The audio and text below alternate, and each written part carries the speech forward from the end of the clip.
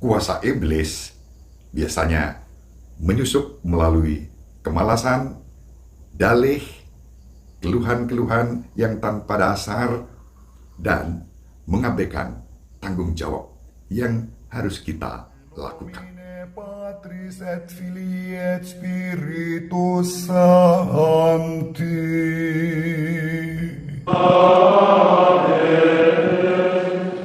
Dominus vobiscum.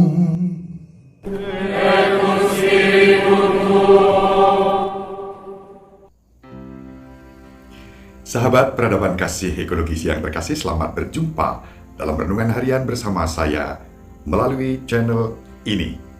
Semoga panjenengan semua tetap sehat, tetap semangat, dan jangan lupa bahagia dalam Kristus Juru Selamat kita. Hari ini kita akan membaca dan merenungkan Injil Lukas bab 11 ayat 15 sampai 26. Sekali peristiwa, setelah Yesus mengusir setan, ada beberapa orang yang berkata, "Ia mengusir setan dengan kuasa Beelzebul, kepala setan." Ada pula yang mencobai dia dan meminta tanda dari surga. Tetapi Yesus mengetahui pikiran mereka, lalu berkata, "Setiap kerajaan yang terpecah-pecah pasti binasa, dan setiap rumah tangga yang terpecah-pecah pasti runtuh. Jika iblis juga terbagi-bagi dan melawan dirinya sendiri, bagaimana mungkin kerajaannya dapat bertahan? Sebab kalian berkata bahwa aku mengusir setan dengan kuasa Beelzebul. Jadi, jika aku mengusir setan dengan kuasa Beelzebul, dengan kuasa apakah pengikut-pengikutmu mengusir setan? Sebab itu, merekalah yang akan menjadi hakimmu. Tetapi jika aku mengusir setan dengan kuasa Allah, maka sesungguhnya kerajaan Allah sudah datang kepadamu. Apabila seorang yang kuat dan bersenjata lengkap menjaga rumahnya, amanlah miliknya. Tetapi jika seorang yang lebih kuat daripadanya menyerang dan mengalahkannya, maka orang itu akan merampas perlengkapan senjata yang diandalkannya dan akan membagi-bagikan rampasannya. Barang siapa tidak bersama aku, ia melawan daku, dan barang siapa tidak mengumpulkan bersama aku, ia mencerai-beraikan. Apabila roh jahat keluar dari manusia, ia mengembara ke tempat-tempat yang tandus mencari perhentian. Dan karena tidak mendapatnya, ia berkata, "Aku akan kembali ke rumah yang telah kutinggalkan itu." Maka pergilah ia dan mendapati rumah itu telah bersih, tersapu, dan rapi teratur. Lalu ia keluar dan mengajak 7 roh lain yang lebih jahat daripadanya, dan mereka masuk dan tinggal di situ. Maka akhirnya keadaan orang itu lebih buruk daripada keadaannya semula. Demikianlah sabda Tuhan. Terpujilah Kristus. Sahabat peradaban kasih ekologis yang terkasih, Injil hari ini secara dramatis menampilkan Yesus yang dengan terang benderang mengajak para muridnya, para pendengarnya, dan juga kita saat ini untuk menyadari bahwa kekuatan roh jahat itu memang nyata dan ada. Roh-roh jahat yang mengganggu kehidupan, selalu ada di sekitar kita. Namun, kita diajak untuk percaya bahwa dalam kuasa Yesus mereka dapat dikalahkan. Sahabat peradaban kasih ekologis yang terkasih, pada zaman ini pun ketika Yesus diwartakan mengusir roh-roh jahat yang mendatangkan belenggu, sakit penyakit dalam diri seseorang, lalu orang dengan mudah mengatakan, mengapa penyakit itu harus dihubungkan dengan roh jahat, dengan setan, dengan iblis? Sahabat peradaban kasih ekologis yang terkasih, memang Injil menyatakan demikian untuk menunjukkan bahwa kekuatan roh jahat memang sungguh nyata.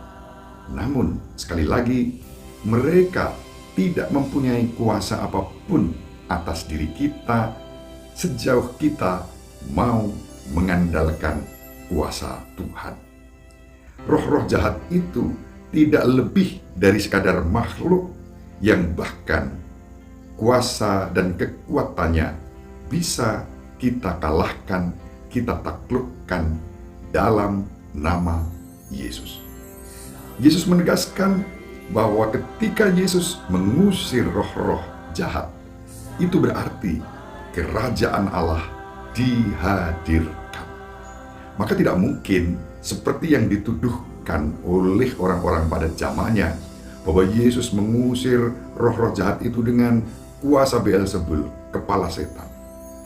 Yesus mengalahkan dan mengusir kejahatan, kekuatan iblis dan setan-setan itu dengan wibawa dan kuasa Allah sendiri. Sehingga Yesus menegaskan, apabila itu terjadi saat Yesus mengusir kuasa roh-roh jahat, kerajaan Allah dihadirkan. Roh jahat, setan, iblis tidak mempunyai kekuatan yang tak terbatas.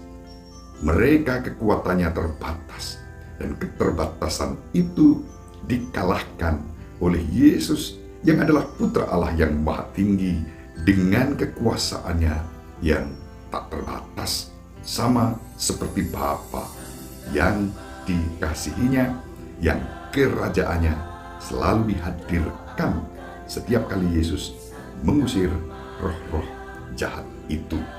Kuasa iblis biasanya menyusup melalui kemalasan, dalih, keluhan-keluhan yang tanpa dasar, dan mengabaikan tanggung jawab yang harus kita lakukan. Melalui Injil hari ini, kita diajak untuk mengandalkan kuasa Kristus di dalam kehidupan kita. Setan atau iblis tidak lain adalah malaikat-malaikat yang jatuh ke dalam pemberontakan melawan Allah. Setan-setan, kuasa kejahatan, kuasa iblis selalu menjerumuskan kita yang pada gilirannya menjauhkan kita dari kasih Bapa. Oleh karena itu, kita tidak perlu takut menghadapi mereka. Justru kita diajak untuk teguh di dalam iman, kuat di dalam pengharapan, dan tekun di dalam kasih, agar kita dimampukan mengalahkan kekuatan mereka. Dan kasih itu secara implisit ditunjukkan dalam perikop hari ini melalui kerukunan, melalui persatuan, melalui persaudaraan. Sebab di mana ada perpecahan, di situ kuasa kejahatan menguasai kehidupan kita. Semoga renungan ini bermanfaat.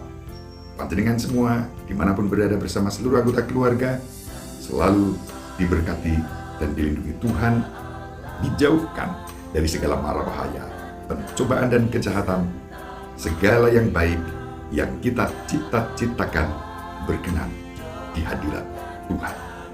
Janganlah kita memiliki perilaku-perilaku setan dan iblis yang memecah belah, yang menghambat setiap kehendak baik yang dicita-citakan siapapun yang berada bersama kita, bahkan mereka yang dipercayakan kepada kita. Ibu Maria selalu mendoakan kita. Bapak Yosef merestui kita dengan keheningannya. Semoga sahabat peradaban kasih ekologis yang terkasih dimanapun berada, bersama seluruh anggota keluarga, dibimbing, dilindungi, dan diberkati oleh Allah yang Maha Kuasa, Bapa dan Putera dan Roh Kudus. Amin. Terima kasih. Salam sehat. Tetap semangat. Jangan lupa bahagia. Sahabat peradaban kasih yang terkasih, sampai jumpa pada episode berikutnya. Terima kasih atas kebersamaan kita. Salam peradaban kasih ekologis, berkah dalam